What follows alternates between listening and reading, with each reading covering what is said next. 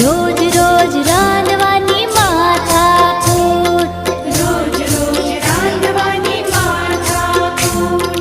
દાદા કહે દાળ ભાત, દાદા કહે દાળ ભાત, દાદી કહે ખીચડી કઢી, દાદી કહે ખીચડી કઢી.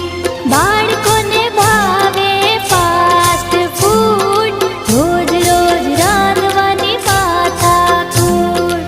બાળકોને ભાવે ફાસ્ટ ફૂડ, રોજ રોજ રાંધવાની માથાકૂટ.